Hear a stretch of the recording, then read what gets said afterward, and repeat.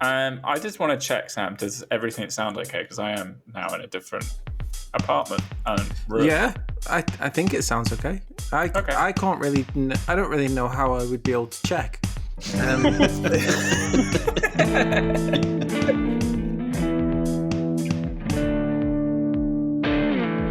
Hello, listeners, and welcome to episode 55 of the Picky Bastards podcast, the podcast where we talk shit, act like we know about music, and where I've had so many episodes now, I've kind of run out of things to say at the start, so that's my introduction. Hello. I'm here with the normal bastards, Sam and Matt. How are you, Sam? Good. All right. I don't know if we're normal, though. The regular, common, standard bastards. How are you, Sam? Did I say Sam first or Matt first? You said Sam first, yeah. How are you, Matt? I'm good. I'm good. And we're also joined by I've been trying to think about how to introduce you, Fats, and you're a lot of things, aren't you? You're a comedian, you're a podcaster, you're a literature night legend. What else? How would you describe yourself? Professional scuba diver. Yes. Ooh. I do that on Sundays. Skydiver on every other Wednesday. Okay. Trawler fisherman.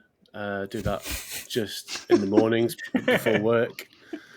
And, you do a lot from Manchester because there's none of the places you can do any of these things. But there's quite a lot of puddles around here. So. Okay, well, here is our trawler fisherman, Fat Roland. So Fats has come to join us. He's also, we've not mentioned, but a bit of an electronic music expert. So you might see a slightly different playlist to what we usually have. But before we get to talk about the playlist, I'm just going to ask a few questions of Fats just to introduce him, so you can all get to know him in his music guise rather than his skydiving guise. So Fats, first of all, what is your favourite album of the last 12 months? I really wrestled with this. So I've got a short list, which includes Brain Waltz era, which is like old school IDM stuff. Music. I've enjoyed Music's new album. The new Working Men's Club I thought was kind of ace. Okay. Max Cooper is good. Whatever the Weather's good. Lorraine James's ambient project. But I've gone for Lexicon by Lynyn. Lynyn. Okay. And it's just absolutely incredible. It's basically a classical music composer in Chicago who's done stuff with like philharmonic orchestras, and he's just gone all square pusher, and it's just great. Really complex and detailed album, and it's absolutely beautiful. So yeah, Lynyn Lexicon. Yeah. Which one's the artist name and which one's the album name? So Lynyn is the artist name and Lexicon is the album name. Because of your list, I've heard of Lorraine James, which starts us on our electronic music and my absolute naivety. So next question: what's the first album you ever bought? You warned me about this question. I have absolutely no idea. I think it was probably some kind of classical music thing, because that's how I was brought up, playing piano and classical music stuff. So it would have been something like that, but I couldn't tell you in a million years what it was. I've got a memory of going to Sifters in Burnage to buy U2's Rattle and Hum on vinyl and the Orb on album on cassette, which Oh no, it wasn't U2 Rattle and Hum. It was Faith No More. Oh, okay. See, no idea. I can do the singles. The singles are easy, but the album I've absolutely no clue. Well, we didn't ask about singles, so no, you didn't. No, I'm going to push on. What's the best gig you've been to this year? Well, Fran, we went to a gig together. We did. It was very good. It was Self-Esteem at the Cathedral. Amazing. And it was absolutely amazing. It was like watching a music video start to finish. But I went to something else that topped it, which was Dread Zone at Band on the Wall. They were like an old festival circuit rave dub drum and bass act. They had a couple of hit singles, Fight the Power and Little Britain, which a lot of people would recognise even now. And yeah, they're still going, and they're all dead old, but like they've got a proper dub reggae bassist, and it's one of those gigs where I danced like a loon start to finish, and everyone in the audience became friends. It was so nice. Nice. So yeah, lots of very crusty old people that are still raving after all these years. It was ace. Sounds fantastic. I actually saw them in Hebden Bridge a couple of years back, and I didn't know them at all. It's just because there was one gig venue when I lived in Hebden Bridge, so I'd just go along to pretty much anything I could get to, and I will say the crowd was pretty similar to what you've just described. So yeah, they're all on there. They're all like in their 50s and all on their one night out because they've got a babysitter and all that kind of stuff, or whatever. So yeah, I take it the Trades is the place you went to. That's yes, very good venue. Fantastic venue. Okay, last quick fire question. What is the worst gig you've ever been to? Oh, right. So, absolutely. Right, okay. It's a support act. The gig was Pulp on their Common People tour. Okay. So Common People have just come out. They just released Sorted Trees and Whiz, which is like one of the follow-up singles. And they were absolutely the height of their powers. And they played, I think it was the Academy. And Pulp were understandably electrifying. But they had a support act called Minty, who are the worst thing I've ever... It was like... I was just shouty, and I'm pretty sure the lead singer was naked inside a massive condom. And it was just like... It was so... Do you remember the television series Spaced? Anyone watch that? Yeah. There's a bit where they go to an art show, and it's, I think Dennis Pennis is in it, and there's David Williams playing some terrible BS art thing with a Hoover, and he goes, "It is finished." And that was literally based on the band Minty. They based it on because it was Lee Bowery's band. So yeah, absolutely. I'm still upset, and it must be it must be 25 years later, 30 years later, or just. But sounds fantastic. Sounds fantastic. At least you had a swift consolation and actually seeing Pulp afterwards. Yeah, which is one of the best gigs I've been to. So a real mixture of the two. Yeah. So yeah, I've seen some pretty bad Oasis stuff in the time as well. We'll stick with Minty. Minty sounds good. Yeah. Okay, fantastic. Well, now we all know Fat Roland, so we can move on to introducing the podcast properly. So each month we pick 4 recent releases, a classic album, and then someone introduces an artist they love in our Why I Love section. So this month the new releases are Preacher's Daughter by Ethel Cain, 12 Carat Toothache by Post Malone, now 2 bands that I'm not quite sure how to pronounce, but I think it's Polica, Madness, Polica. I watched a video. I made sure. Oh, God, that annoys me. And I think Moderat, More Data, spelt with a 4. I'm not going to pronounce that.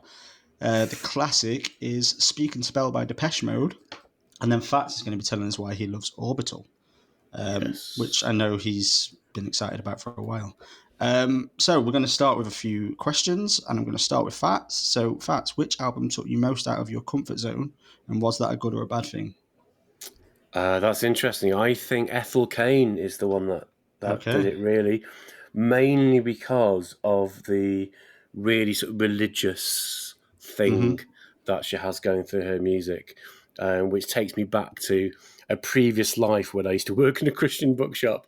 So a lot of that came back to the fore. So I was physically out of my emotional comfort zone. Okay, interesting. And was that good or bad? I don't know. We'll have to review the album, and I can probably explain more my feelings about it. Okay, well, go ahead. You tell us what you thought of the album. Oh, guys. Well, so this is what happens when you let Enya get away with it. And it's like, I'm going to be floaty and slow, and everything's going to take ages, and let's have loads of reverb stuff that sounds like we're in heaven or on a mountaintop. And let's have a guitar solo that is like 1 BPM, and let's be all wavy. And guys, I've got things to do. You can't make me listen to stuff like this. I've got, you know what I mean? I've got a busy life, and it was so slow. So, like, it's good. Like, I get it. I think I get it. It just sounded a bit like the Cause, but like they're on a mountaintop or something in the wind. Wow.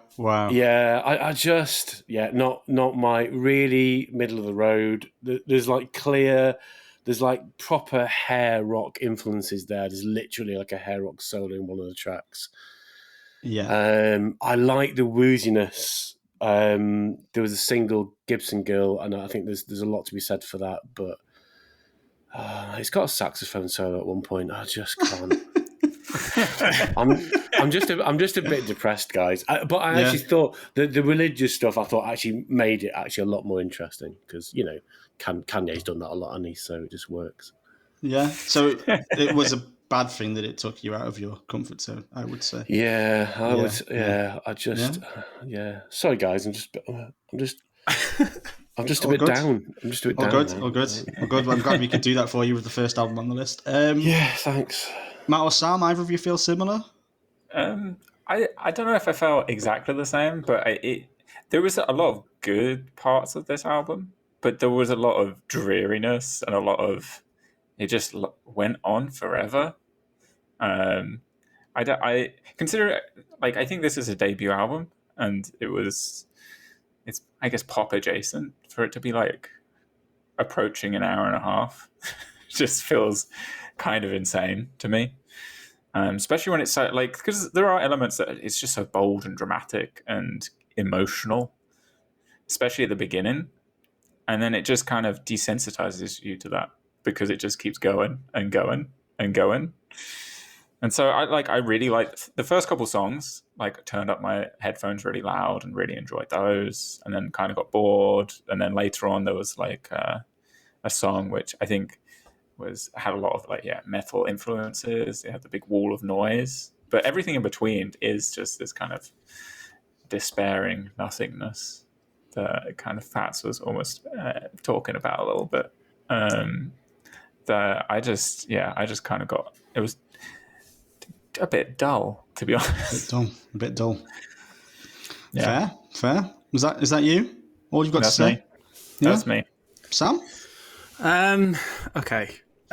So this album it's too long. That is not up for discussion. Like when I first looked at it, I was like, an hour and 20 minutes.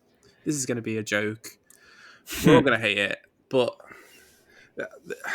this album has just completely blown me away this month. I've gone back and forth so much on it because there's moments and I'm listening to it and I'm going, this is the best thing I've heard all year.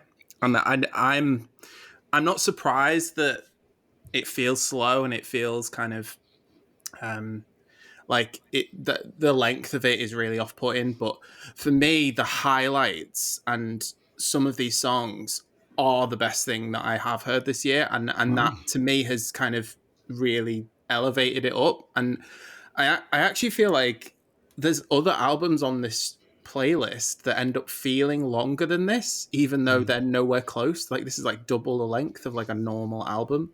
I feel like the peak is that song Thoroughfare.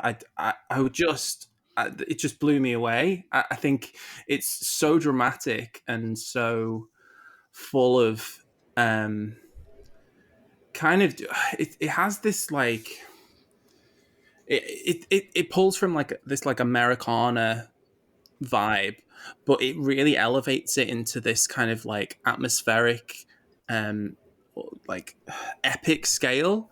And the songs that kind of are extended and do kind of go places. I feel like Gibson Girl is another one which really I really enjoy that. It kind of pulls on the same things as like Lana Del Rey does. I think there's a lot of similarities between them. This feels like a kind of Americana version of Lana Del Rey, where she might be pulling from more of kind of like hip hop sound with the production. This feels a bit more earthy, and I think it really suits her. I think like American Teenager is like one of the best pop records I've heard this year. There's a song that I can't pronounce called like Plotomia. Yeah, and that's like crazy. It's all over the place, and it's like there's more than enough in this album for me personally to really love that makes me look past how stupidly long it is. Because I found myself like, I want to get this to be like a 40-minute album, but I was enjoying too many of the songs that I couldn't even do the horrid thing and make a playlist. I really enjoyed this album, and I feel like I'm not surprised that you guys really didn't, but it did something for me this month, definitely. Yeah, I it's not something I would have listened to at all. So yeah, I really enjoyed it. Great. I mean, I'm glad that we've immediately got disagreement. I'm closer to Sam probably than I am to the other two of you. I heard American Teenager a while ago and kind of just dismissed it as a sort of Taylor Swift wannabe song. I don't mind that song, but I kept reading the reviews about this dark, disturbing album, and I couldn't like put American Teenager next to that. And then I ended up reading a bit about her. I don't know if you guys have. Fats has kind of touched on the religious elements. Well, she grew up in a extremely religious family. Her dad was a deacon. She came out as gay at 12, and then came out as a trans woman at 20. And this Ethel Cain persona was actually formed. The idea was she was going to be like a cult leader, and that the albums were all based around this cult. So that's kind of maybe explains some of the weirdness. So that kind of made me interested in the album, which is why I picked it. And I'm really glad I did. I mean, I found it fascinating and surprising, and it kind of kept smashing my expectations. It's definitely weird. It is unwieldy. And I have put my notes that I can really imagine people hating it, and we've definitely seen that can be the case. But and I can also imagine people just not even listening to it after that Taylor Swift type song, and then A House in Nebraska, which is 8 minutes. With these huge dramatic guitars, and it doesn't really seem to justify its runtime, but that's kind of what I ended up liking about the album. I think it doesn't really stick to expected formulas. It is kind of really long and drawn out, but there's a lot of interesting stuff here. Gibson Girl, Fats mentioned, I thought was really good, and I love the way that it kind of goes for the guts with the lyrics and the darkness and really sort of tries to shock. Sam's already said there's an unpronounceable track. It's just like this weird drony, disturbing song, which is so far removed from American Teenager that it's hard to believe it's the same artist. And then there's kind of really nice instrumental song towards the end. And then, the whole concept of the album of kind of the difference between the role she was expected to play and the role she does play in like, I thought it was really interesting.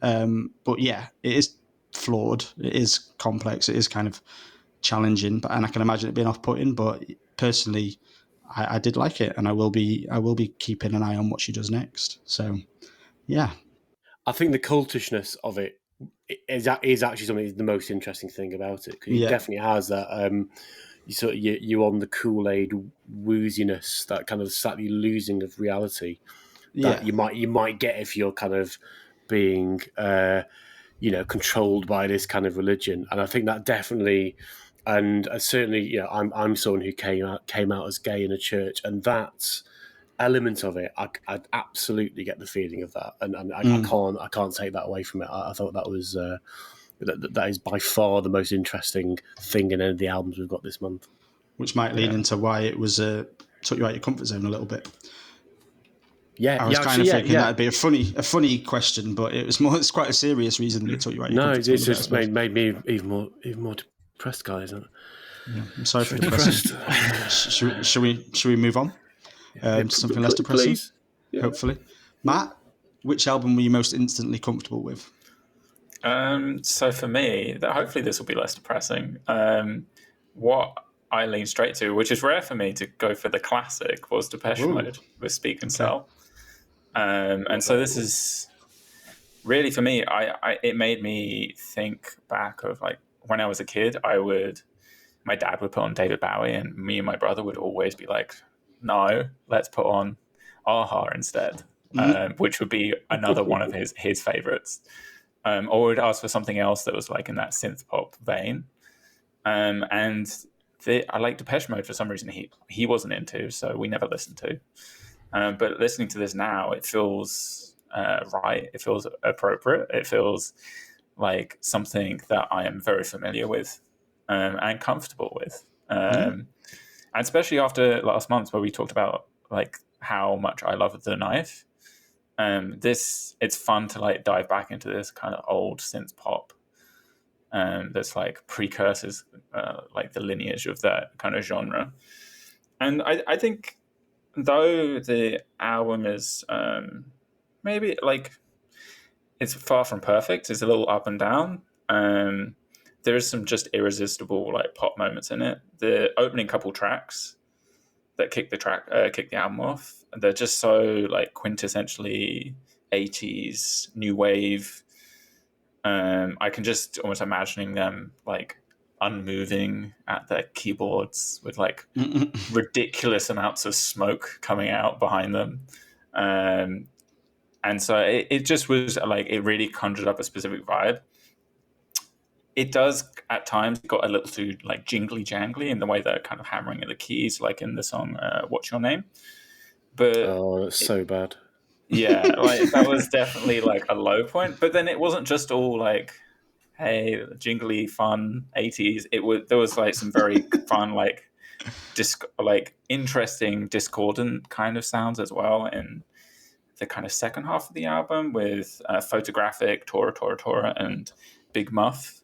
I thought it kind of got sinister and it was more of a Gary Newman edge to it. And so those were the songs, like after the initial times I listened to it, the first couple tracks is what I was really about. And then as I listened to it more, the kind of later tracks that had this kind of darker edge to them were much more my favorite. But yeah, one of them is called Big Muff, which is just stupid. Oh, it's a great name. Yeah. So all in all, I really enjoyed this album. I thought it was very fun. It's very over its time, but it's a time period of music that I really like. So I'm very happy with that. Nice. I'm going to jump in. I'm going to briefly turn this into a football podcast, if that's okay. Oh God! Picking this when you did Fats it was a pretty big favour for me because weirdly, I'm a Nottingham Forest fan and we got promoted for the first time in 23 years last month. And over the second half of the song over the second half of the season, the song "I Just Can't Get Enough" became like an unofficial anthem for Forest. The crowd was singing it every game. There was a big party celebrating the promotion in Nottingham, and there was tens of thousands of people singing that. So I've got some pretty fond feelings of that song, but I didn't have a clue it was Depeche Mode. So I've just been singing it and listening to it. Didn't know who it was. So just the joy of listening to that song this month has been great. For me, it is the standout song on the album, and I don't know if it actually is the standout or if it's just the fact that that's the only thing that I can think of when I hear it. But I suppose what's good about that song is it's kind of fun and it's peppy and it's like Matt said, it's joyful. And I did get more of those feelings from this album than I kind of expected. Matt's a fan of this era. I'm really not a fan of this era. But they are doing a good job of what they're trying to do. There's the title, there's the songs "I Sometimes Wish I Was Dead," which doesn't sound a lot of fun, but the song sounds fun. But a whole album of this same sound is a little bit too much for me overall. And there are a couple of really annoying songs. Bit Boys Say Go and Big Muff. They both annoyed the hell out of me. And last episode, the classic was Aesop Rock. So this is definitely a big come down from that, but it is much more listenable than I expected it to be. And it's better than quite a lot of the classics we have covered, but we have covered some terrible classics. So yeah, I would say I'm pretty much in the middle. What did you learn, Sam? Yeah, I was kind of a complete noob with Depeche Mode as well. Just weirdly, just not something my parents would have listened to. So we just didn't grow up with it. But this sort of music just always reminds me of like when you go out and you go to like an indie night or something like that, and then this will be the only 80s pop that gets played because it's like still cool to like this, and you can kind of get away with it. I found outside of like the big songs, I think the first song, New Life, that's probably my favorite on the whole album. I think I found some of it slightly irritating. I don't know if it was the performance or it was the kind of way that just as Matt described, that kind of like jangly kind of little jingle with the synths. Yes, it feels quite mean and harsh to like criticize that because it's quite early in that 80s sound, and they were kind of really kind of making this as they were going. But you hear it now, and I just think there's the songs that sound similar to this or that do a similar thing that I'd much rather listen to. This is there's quite a harshness to the synths often. Something in like I sometimes wish I was dead. I've just found it a bit much. The rest of the songs, there's some really chaotic moments. Everyone's mentioned Big Muff. That's quite chaotic. And yeah, I this isn't really my sort of 80s record. So I wasn't expecting to really, really love it. But I probably expected to like it a bit more than I actually ended up doing. Yeah. Fair. Fats, did you love it? I sort of did. Okay. So the reason why I chose this album was the Depeche Mode that I remember from when I was younger was the Depeche Mode from Violator, and singles like Personal Jesus, Enjoy the Silence. Did Marilyn Manson cover one of those?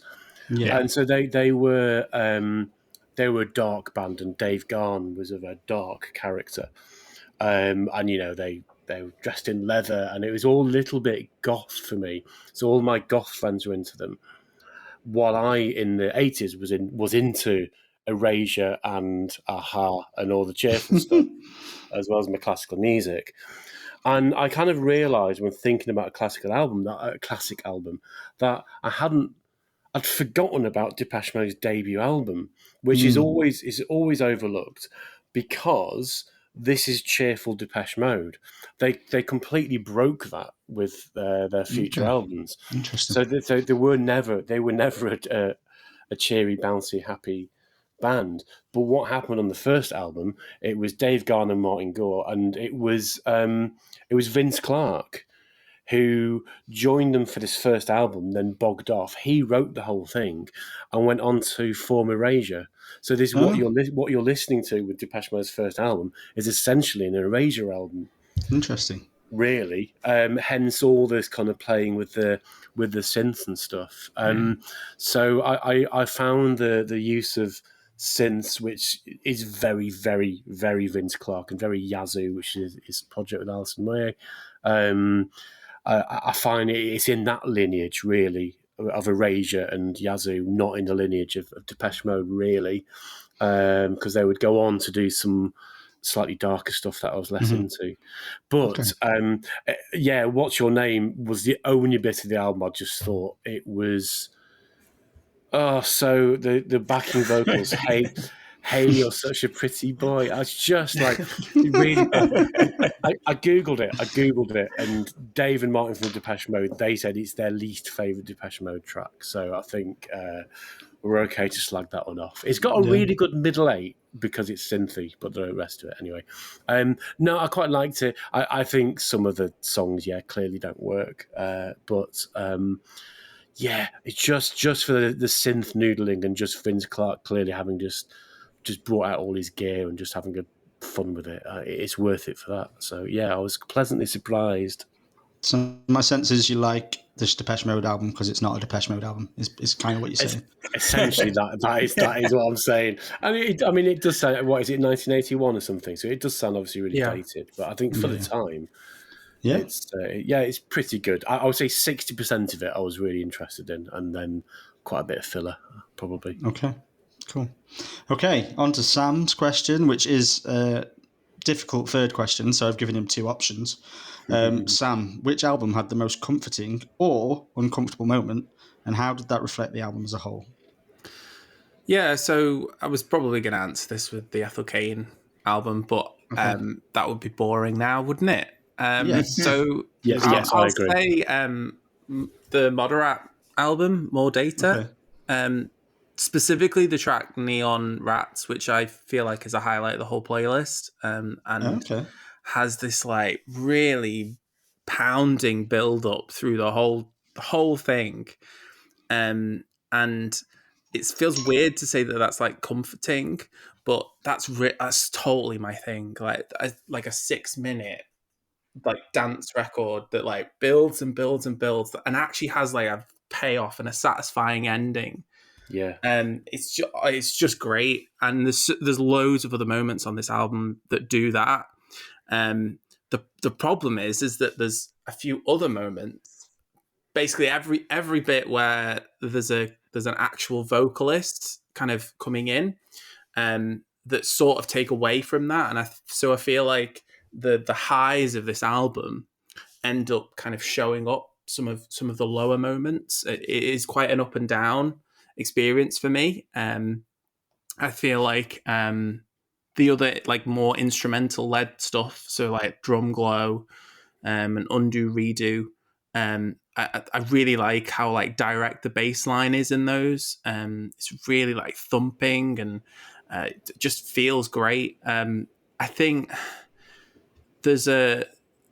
I just think it's slightly less daring once there's a vocalist in there, and I think for me personally, Easy Prey and More Love, those sort of vocal led songs, I kind of need someone to be singing with a bit more emotion or a bit more to it, like in order to really sell it. If that's going to be what the song is, I feel like I need a more dynamic singer, because the rest of the track is so dynamic and is so thrilling, and the rest of the album is, that I feel like I want someone that's really delivering it, and it just feels like a session vocalist to me. And it works better in the other songs where the vocals are kind of integrated in the production. So yeah, I really enjoyed this. I'm so glad we have an album like this on the playlist, because none of us pick stuff like this really. And it was great to have some like genuinely danceable music. And I'm sick of having to listen to the indie bands that you guys pick, because this is like so much more my thing. I really enjoyed it. I just we got that note. It's good to go to Fats then. Fats picked it. That's why it's here. So, what did you think? Are you as happy as Sam? Well, this is an album that never really should have existed, because they split up sort of 5, 6, 7 years ago, having done 3 albums. And I think that very much felt like a permanent split. So this album came as a bit of a surprise. This 4th album, More Data, is an anagram of Moderat 4. So that's why it's called that. Okay. But the great thing about Moderat is they're always going to deliver something that is just ace. And you're totally right about Neon Rats. If that hadn't exploded at the end in the way it did, then I would have been very disappointed. It was kind of perfect. But yeah, I can't really add anything more, really. I think you're right about the vocals, and I think the vocals it tends them towards trying to be like Tom York, but they end up sounding a bit like Muse. But on Easy Prey, also the vocals in that, the man sounds a bit like, the old paedophile guy from The Simpsons, the old the crotchety old man who's after the children. Sounds a bit like that. Wow. Maybe that was deliberate. I don't know. Is that why it's called Easy Prey? Is that? Oh no! Oh gosh! Oh no! I think this is the next big news story. I think I've just broken something here. I really enjoyed it, and it was exactly what I expected from Moderat. Some really, really great moments. They will hold back and go a bit more subdued, because that's just what they do. And sometimes I wish they would let rip a little bit more. Stick some drum and bass in, guys. You're perfectly capable of this. But it is, 2 incredibly successful and interesting acts, Apparat and Mode Selector, in a super group, just doing what they do with all the compromises that they've always had. If you like them, check out the music video for Bad Kingdom, which is a track off Moderat 2, which I think is it should have been a number 1 single. It's so good. So yeah, I think exactly what I expected, with perhaps more highlight moments than I had expected, but also, that slight, that slight tendency towards being a bit too subdued. But that's Moderat. I'm gonna jump in because I've got sort of similar feelings as a whole. That it's a bit of a mixed bag, but kind of I think this shows up. Me not being a big fan of this genre or very knowledgeable about this genre. I kind of feel the opposite in some ways. There are songs that you've mentioned that you two both mentioned that I really didn't like, and then there are songs that you said sound like a paedophile from The Simpsons that I really enjoyed.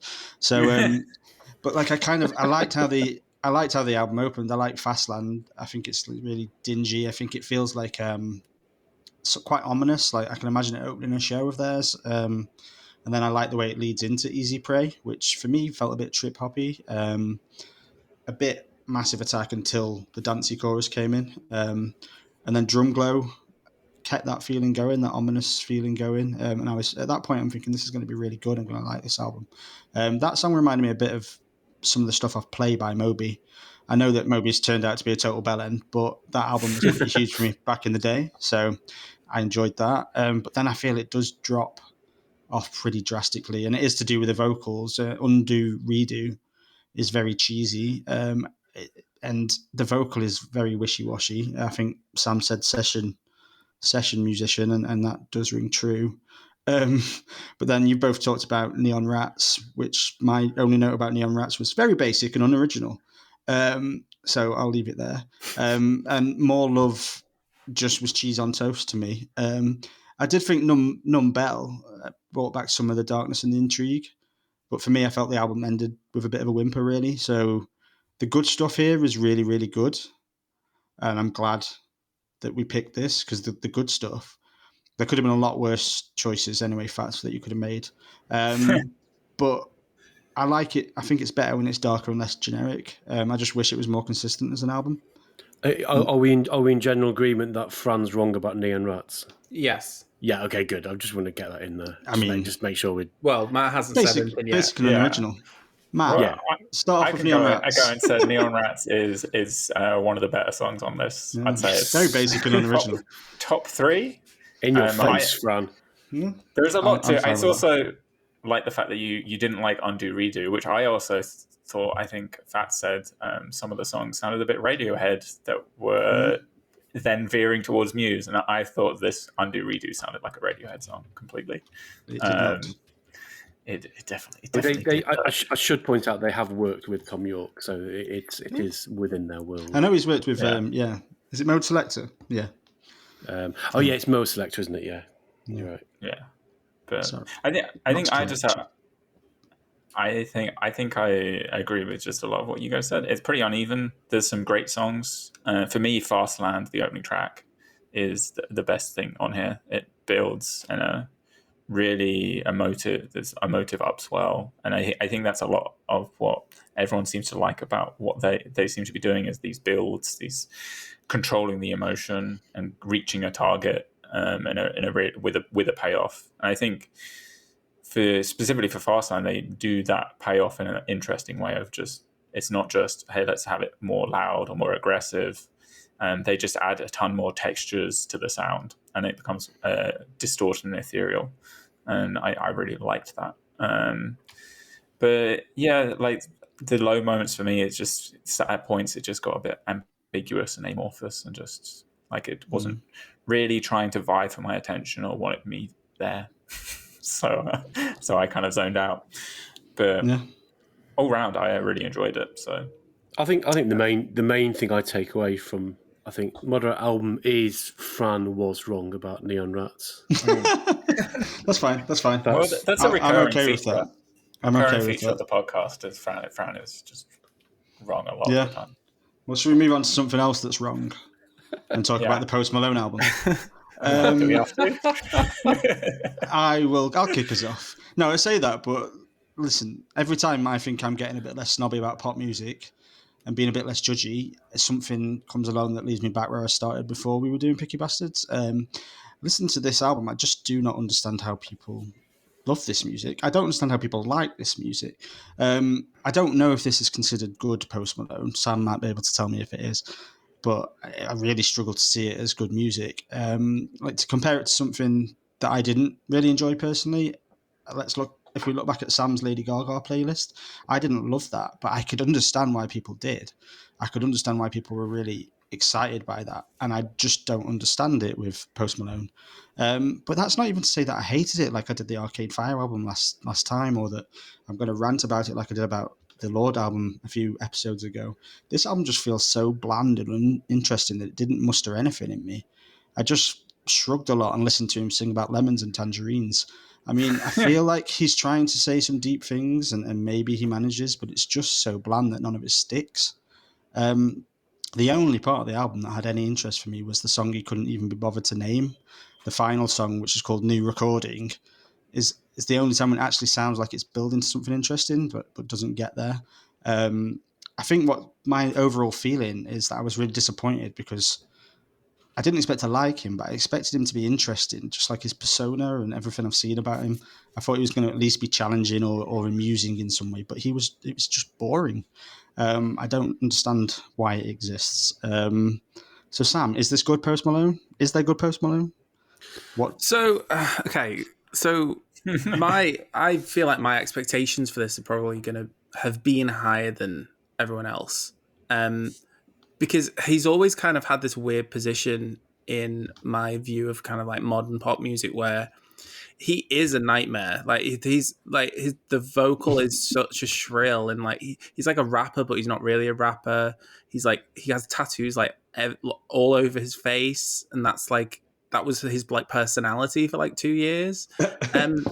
But then there's hits in there that have been hits of the last like 10 years that are some of the best pop records of the decade, and like not even just because they're popular. Like the songs that are just have become like defining songs, and so clearly when he's at his best, that's great. Every album I've listened to of him before has been so long and like 28 tracks of just endless random stuff.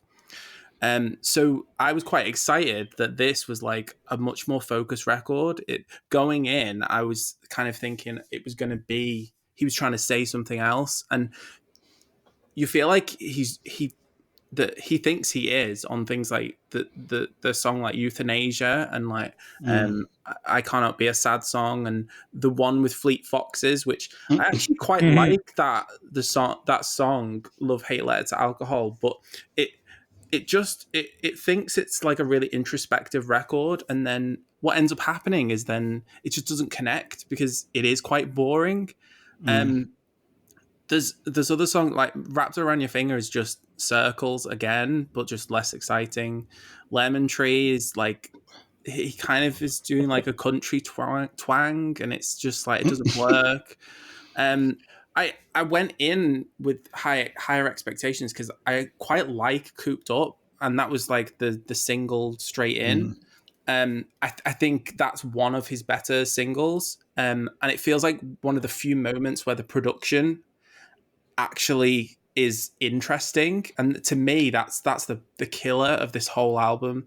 It's just that the production is so lifeless, and there's just nothing that has any bite to it. It just kind of floats along, and he can be performing a hook that's a catchy hook, and yet it's just brought down to nothingness because the production is so dull. It takes until the track right at the end, which that single with The Weeknd, it feels like it's just tacked on at that point. It doesn't feel like it's part of the album because that is like a real high moment for the production. It's got real energy and real kind of like it's a proper like banger, and yet I even don't really think that's a very good song. And it's like I found myself wishing for like his older albums, which they are not good albums, but they were at least interesting enough because of the amount of different things that were happening. Like there's nothing on here that's like as exciting as that really random song he did with Ozzy Osbourne. There's nothing on here that's as exciting as some of his other singles or some of the really, really shit music that he's released. At least it was interesting, and that's the kind of feeling for me, is that this does not back up the level that he was at going in. And I picked this before it came out. It feels like it's not actually doing him any favors, and I wonder if this is kind of the start of the end for him. Maybe that's talking too soon, but it really has not done well. And there are no hits on here. Like, one right now is the only hit on here, and he's someone who was having like ridiculously massive hits, like 15-week number one kind of hit level hits, and it's just dropped off entirely. So that was a very long thing from me about Post Malone. It's good to know, though. It's good to know that maybe there is something more interesting out there. But Matt or Fats, who wants to go? Have you got anything positive to say? Fats has started himself off. Let's go. Absolute testicles. I want to do a cover version of, there's a single on there called I Like You, brackets, a happier song, close brackets. I want to do a version of that called I Hate Post Malone, brackets, an even sadder Fat Roland, close brackets, because I was kind of hopeful. I kind of quite like his voice, even though it just sounds a bit like Belinda Carlisle, because he does that wobbly thing, doesn't he? But I don't think I could remember a single song on it. The whole thing's written by committee. The track he's got with what's his name, The Weeknd. There's 5 other writers on that track. There's it's got 3 producers. Like, it's writing by committee. It's so dull. I'm so angry, and it's and all right. The lyrics. Some people got an apple. Some people got a tangerine. What's he on about? He's going to grow a lemon tree, and apparently he's going to burn it down. And like, why are you going to set fire to your own tree when you've only? It doesn't make any. There's one bit where he says, "Oh, look, we've both got a car. We've both got a house. We've both got teeth." Who's writing this? Like, what's? There's one bit where he says, "We're about to toast up all that bread we be burning." Why would you toast bread that is already on fire? And please, can we stop talking about women as hoes? He does it time and time again on this album. Yeah. Absolute first-rate cack. I love it. That's it. Well, no, that's my favourite review for quite some time. There was a silent mic drop then. Honestly, just... I'm surprised you managed to actually get lyrics in your head. I couldn't get that far. But, I listened to it twice through and then did a very angry lyric search on Genius looking for the worst bits because I was so upset. I mean, I Like You. It's so... just cheese. I'm right. Tell me to shut up. I've got to shut up. I'm literally weeping. Jump in. I did exactly the same. After 2 listens, I was like, "What is this shit with this lemon tree?" Like, and it's just he just I guess doesn't like lemons, and he's jealous of everyone else. He mentions lemons on another track as well. I think it's meant in reference to.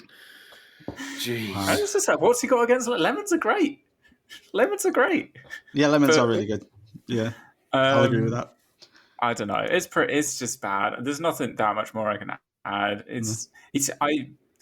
I'm often defend people that use voice modulation, not him. The pitch shifting is just terrible. I don't like it, and because he's not doing anything fun with it. He just sounds like he's using one of those kids' microphones that do the weird echoing. I feel like Sam was saying, it feels like he's trying to say something grand and big, but it's very well-trod areas of like fame, addiction, losing touch with reality. And then in the next song, he's talking about hoes, and it's just like, oh, okay. Are you just like being... It feels disingenuous. It just feels like he's trying to sell records, and this is going to be his honest album. The collabs are forgettable. There's no hooks. The music's dull. I think he's focused on conjuring a certain vibe with the music and doesn't care about what's actually in it. Yeah. It's all about the vibe. How can you have like be as cool as he has been and have like face tattoos and sound so middle of the road, like so middle of the road? But if you hear the big hits that he's had, you can I can see the journey from them to this sound. It's kind of like, I don't know. It's that kind of mixture of genres that he kind of can sit in the hip hop space for some reason, God knows why, but then have these kind of guitar led songs that do ridiculous numbers. He's been such a strange kind of pop star, and this is definitely the lowest moment in terms of the actual music. But that's not saying you should all listen to the previous stuff. I'm not going to. Yeah, don't. I'm not going to. See, I think that's why I was kind of excited. I was really excited to give this a try because I'd heard people talk positively about him from all kinds of different people, and all kinds of different tastes, and so that often normally bodes well, I think. But in this case, I'm just like, nah, not for me. Well, I think that's a good place to end with Post Malone, because I don't want to talk about him anymore. Yeah. So, Matt, do you want to? He's burning bread that's already on fire. Sorry, carry on. I mean, that is great. Why not? But Matt, do you want to talk about Polica? As you picked them? Sure. I think it's a soft C, right? Polica. Yeah, Polica. This is more synths is back in this album. Yeah, we've had a very synth heavy playlist. For some reason in my head, I lumped these guys in with Yola Tango. Maybe it's just because they have a name that isn't obviously English, but it's obviously they're nothing like them. It's like very much more moodier, much more interesting. I think again the opening track for this, Alive, I really dug that. It has some real drive behind it. The beat has this kind of higher tempo, and it feels like kind of like a, I don't want to use this. It's like a visceral throbbing. Wow. It feels very like real and human. And then there's other elements which are more like smoother and more R&B like, and there's often a lot of texture to them, and so it makes it interesting. I don't think her voice is anything particularly special, but I like the way she used it. I think she used it very effectively. She has a lot of range to it, where with like whispering at other points, other times she's like super pushing it. And then almost like in the production, it seems like she also gates it at certain points as well to make it seem like it's like blowing out your speakers. But I do think, considering it's only 7 songs, it spends a little too much time in the quiet moments. I feel like it could do with a little bit more balance. But that is often the case for me because I like more aggressive music or more fun music. So yeah. That's me. What do you think? Yeah, that is a good point about the quietness because it is so brief, isn't it? But I saw them live a while back, and it sounds like their sound hasn't kind of particularly moved on. But I just like them. They're just incredibly likable. I like the sort of squirrely vocal effects. Nice. I like the big fat moog thing they've got going, particularly in the first track. Just gorgeous, really nice sort of synthy sort of breakdown on violence, and then it sort of gets a little bit sort of kind of slow, and it sort of wibbles down into this kind of wooziness. And I would rather it been a bit more punchy, a bit more sort of churches maybe sort of thing.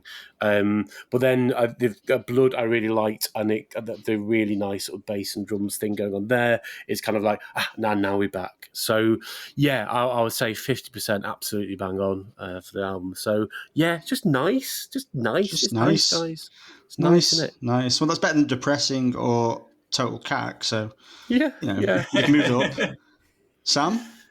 Yeah, I think I kind of agree with both of you. I've written down it could do with a few more bangers. Because for me, the those big moments that feel like they really go somewhere. So like Alive, and I wrote down Blood as well. I think that's probably the best track. They really stand out, and some of the other more dreamy moments, like Away, I feel like that they're great. They're good, but they don't stay with you in the way that some of those other bits do. And because it is so short, like because it is only 7 tracks, you kind of it just needs a little bit more. It just needs a bit more to it to kind of really bring it all together as a full record. Yeah, I enjoyed it though. I think it was an interesting album. I think it is an interesting listen. It does quite interesting things throughout. Yeah. Okay. Well, so I feel like we use the term forgettable a lot on this podcast. When I use it, usually I mean something's a little uninspiring. Maybe like something was missing. It could have been a bit more impactful. We used the term a lot when we talked about the Coffee album a couple of episodes ago, and I get why. But the reality is I do remember some of the songs from the Coffee album. They have stuck with me, even if I didn't love them. When I say this album is forgettable, I mean, I genuinely can't remember it. I couldn't tell you a lyric. I couldn't tell you a song title. I couldn't tell you an interesting moment. I just can't remember anything. And it's not because I didn't listen to it. I checked it. I checked my Spotify stats before writing my notes, and it was my 10th most listened to album this month. That's not as high as it would be if I liked the album, but it's enough to have given it a proper go. But I can't remember anything about it. I feel like if you played it to me again in a month, I wouldn't even know what it was. It's just a big old heap of nothing to me. One of the most boring albums I remember listening to. Do you not remember the lyric where she talks about how some people have aubergines and then other people have cucumbers? that was my favourite part. That's the one bit I remember. Yeah, that's my favourite bit. That. Yeah, that would have made it slightly more interesting. This is a boring album. I don't understand it at all. It was worse than the Post Malone in terms of keeping me, in terms of interesting me. Because at least the Post Malone, I could be like, God, the guy's singing about tangerines, and this is weird, and it's weirdly awful. But the Polica album it was just an absolute nothing to me. I think it's pronounced police. That would again make them more interesting. Anything would make them more interesting. So that's where I landed. Okay, that is our albums. I'm not going to ask you all what you thought of the playlist as a whole because I'm going to rush us on. But I just want to know what everyone's favourite album was. So, Fats, which was your favourite? I think Moderat. Okay. Yes, Moderat. Sam? The Ethel Cain. I'm kidding myself if I don't say that. Matt? I don't know. Probably Depeche Mode. Maybe. Wow. Can I just say the opening track of every single thing apart from Post Malone? Yes. Okay. Fair enough. I'd go Ethel Cain as well. But that's only because I didn't like any of the other albums, really. So there we go. So we are going to move on to the Why I Love section, which I know we're all excited about because if anybody follows us on Twitter or was involved in any of our Twitter tournaments, you would see Fat Roland just tweets the word Orbital about 42 times a day. So he obviously does love this act. So Fats, tell us a bit about why you love Orbital. I'm not really bothered about them, really. No? Average. Yeah, just move on. Yeah. Oh, sorry, yeah. So I discovered Orbital up a tree because that's where you find things, isn't it? Of course you did. I had a bit of a troubled time as a teenager, and I thought I'm just going to climb this tree and try and find myself. and the tree. I went back to the tree during lockdown. It's not there anymore, and I was very upset.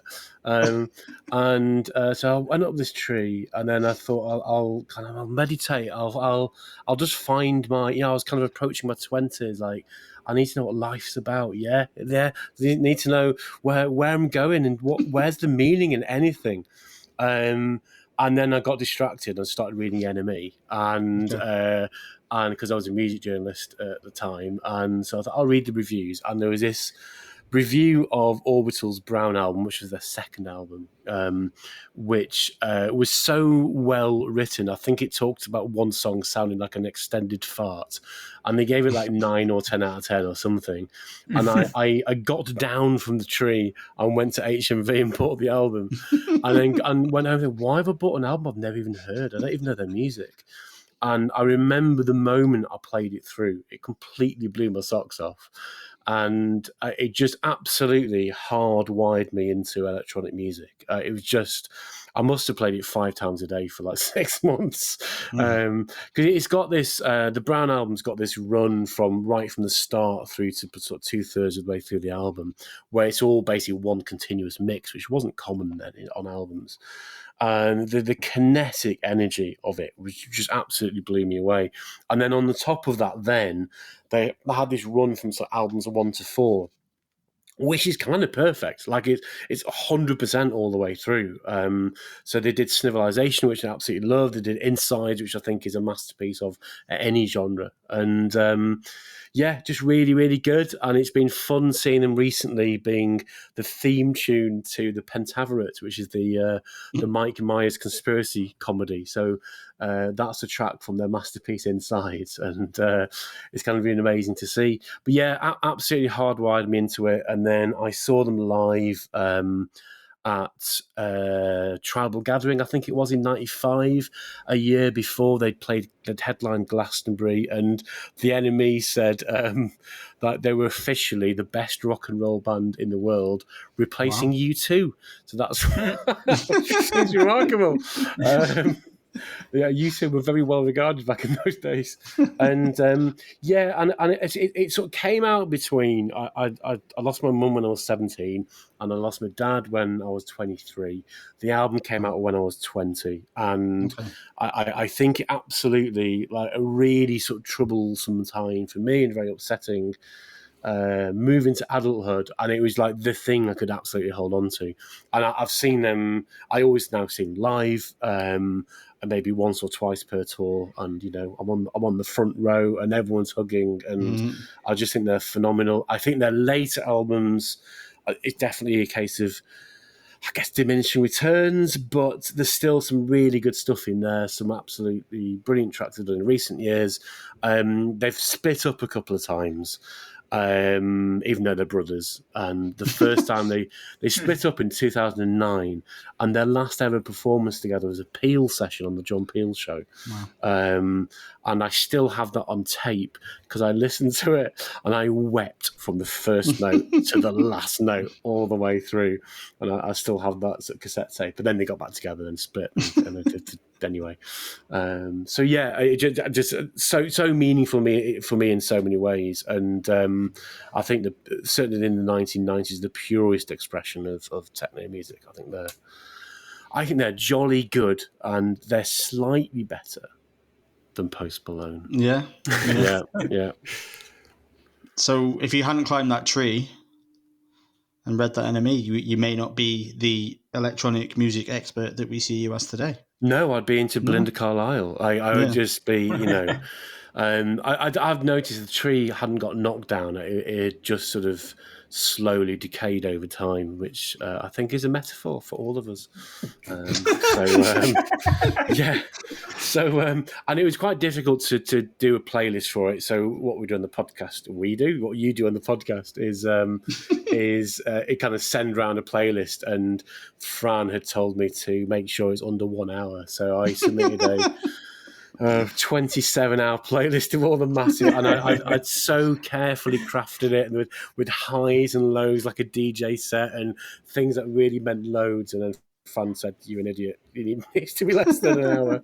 And so the playlist I gave you in the end was just like a kind of a greatest moments sort of thing throughout their career. I'll share now that I had a little WhatsApp question with Matt, and WhatsApp conversation with Matt and Sam saying, "Do we tell Fats that this is 2 hours too long, or do we just listen to it less and just pretend that we listen to it a lot?" And they were both, "No, it's too long." So actually, I would have let you have it, so you can blame them too. Oh, man. That is not what happened. Fran, I forgive you for Neon Rats. That's great. Yeah, fair enough. On that note, who'd you like to go to first to respond to your tree story? Who do you want to hear from? Who sounds like the moment of trees? Sam. He sounds like a tree Sam? guy. I'm a tree guy. Okay. This is obviously so good. When the first song Chime came on, I just hadn't recognized the name, and then it just took me back to being at home. We had it's like a compilation CD of like Ibiza Chill Out or something like that, like Sunset Ibiza, and that song used to be played in our house every single day that it was hot outside. Like every single day, the doors would be open, we'd be sat in the garden, and that song would be on, and it's just such an absolute tune. And then Halcyon On and On, that song. So that's from the album that you were mentioning. For me, that felt so emotional, that song, and it feels like the sort of thing where the way that like the vocal samples are like stacked together, and it feels really poignant, and I can understand that feels like a song that at their like gigs is really like important to the fans, and a real peak moment.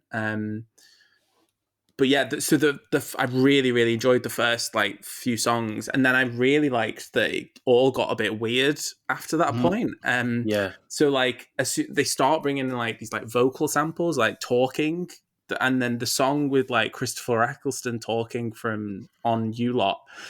It's just really interesting, like as a like development of them as a band, and you can hear that like development across the career.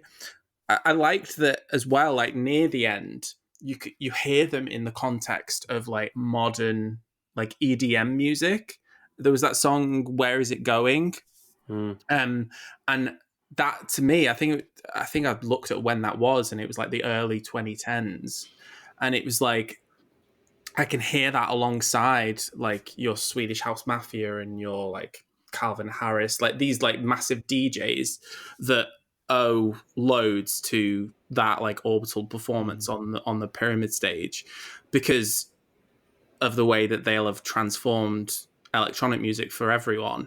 I think this is one of, if not probably my favorite Why I Love playlist that we've had, because I've never listened to them properly, and it's really made me want to go raving with you to this music. Yeah, I loved it. So good. Nice. Matt? Cool. Yeah. So I had a question. Like, what was the what's the logic behind the playlist? Are you trying to like mix stuff together with a similar vibe, or are you trying to? Is it chronological or? It's chronological, and it's purely chronological. And I, as a general rule, I went for my favorite track off each album. That's basically it. Cool. I mean, yeah, like Sam was saying, it's interesting to hear this progression of like, stuff that I was familiar with, and like songs that I'd forgotten that belonged to them. Because initially, when you said Orbital, and over all these times that we kind of you've talked about Orbital, like pushed it on us through Picky Bastards, I've like not really been sure like what they had made. I had like vague recollections of seeing them on Top of the Pops at some point with their little headlamps. But I can't remember any of the music that went with it. And then as soon as I put it on this playlist, I was like, oh, I know this, and I know this, and I've definitely danced to this. And so it was really like fun to hear these like first 3 or 4 tracks, which I was very familiar with, but hadn't really spent as much time with. And then as it kind of, like Sam was saying, as it progresses, to get into the kind of stuff that maybe didn't get as much airtime, or I haven't heard as much or at all.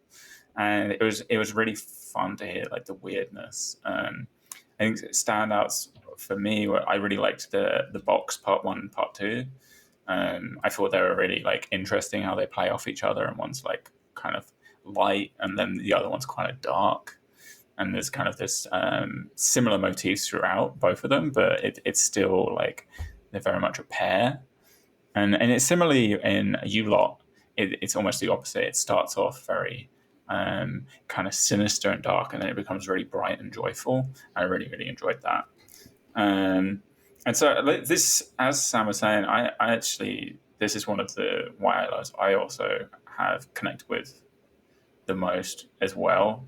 I've been like listening to it. I've been moving, so like it's been the perfect playlist for like I'm actively moving around. I'm doing stuff, and this has provided so much like energy to that, because it is just like relentless and fun and interesting throughout. So I had a lot of good times listening to this. So Matt and Sam, it warms my heart that you got Orbital, and genuinely makes me feel emotional. Fran, I obviously don't ruin this. Obviously, I despised it from start to finish. I thought it was terrible, and you're fired. No, the reason I chose the question at the start, actually, the questions I chose about comfort zone and albums you felt comfortable with, is because this whole playlist this month, and I'm talking about all the albums, kind of took me out of my comfort zone in some way. Pretty much every album. And some of them took me out of my comfort zone in a very bad way, like Post Malone and Polica or whatever they're called. But this Orbital, this Orbital album took me out of my comfort zone, but in a really good way. Like, you know, I always talk about it whenever we have an electronic album. It is my weak spot. I don't know a lot. And the large reason of that is that music that I love a lot of the time is lyrical, and the emotion comes from the lyrics. And a lot of electronic music doesn't grab me. I do like some electronic music, but it doesn't always get me in the gut in that way. But there are moments on this playlist that do. We've talked about the 2 box songs. I think they're really gripping and they really take you on a journey. Halcyon and On, I did know already quite well. And that's just really euphoric. I really like Funny Break. And this is when it gets interesting for me, in that I talk about being out of my comfort zone. But those songs that I've mentioned so far also made me feel really comfortable, because there's a really 90s sound to it. It kind of reminds me of the decade in which I was growing up, a bit older than Matt and Sam. So like, I was out at festivals at this point. I was listening to lots of different music. And these songs, I think, would have been on when I wasn't purposely going to see a band, but when I was just going to watch a set at the end of the night. So yeah, it's quite joyful to listen to that. That did mirror the stuff that I wasn't as into was later in the playlist. I didn't quite enjoy the end songs as much, but there's no negativity here. I'm not going to ruin it for you. So yeah, overall it was a success. It did take me out of my comfort zone, had me spending a lot of time in a genre I avoid, and enjoying it. So yeah, thank you. I liked listening to it. I'm glad it was successful, but you're never allowed to discuss Orbital again. So if there's anything else you want to say about them, you need to do it in the next 30 seconds. Well, funny you should say that. So what I also like about Orbital is that they've got an ability to play with celebrity, but it never gets in the way. So, for example, the woman in the Funny Break video is Tilda Swinton. A lot of the early vocals is Goldfrapp before she was famous. Where is it going? Ended up being a collaboration with Stephen Hawking. Like it's they kind of got this really weird sort of weird kind of take on everything that they do. But yeah, I think that's good. I'm glad that I managed to get the essence of Orbital across to you. The box also is amazing. I've got the vinyl, and it's twice as long, and it's this absolute sort of amazing sort of epic. I think it's definitely their best track. So yeah, good. Well done, Fran. Well done. You managed it, mate. You managed it. Do you think that if you had got through with your 3-hour playlist, do you think that you would have been as successful as you were with your hour playlist? Or do you think I would have been saying, what is wrong with you? Why have you done this to me? And been very upset. What do you think? I think it would have been slower. So I don't think Funny Break would have been on there. You lot wouldn't have been on there. It would have had probably a lot more early stuff, and you probably would have got bored. Okay. So a win in the end. Basically, yeah. Brilliant. Well, fantastic. That is us. Thank you, Fats. It's been really good to have you on. I've been trying to get you on. We're on episode 55, and I think I asked you to come on as a guest at about episode 3. Yeah. So it's good to finally get you on. I've just been basically saying a really sort of a violent no. I'm not coming on. Stupid podcast. Yeah, I forced him in the end. That's when we went to the self-esteem gig. I was like, if you can only have this ticket if you go Let's on the do it. podcast. So that was good. That was a good gig, wasn't it? Self-esteem at the cathedral. It was a very good gig.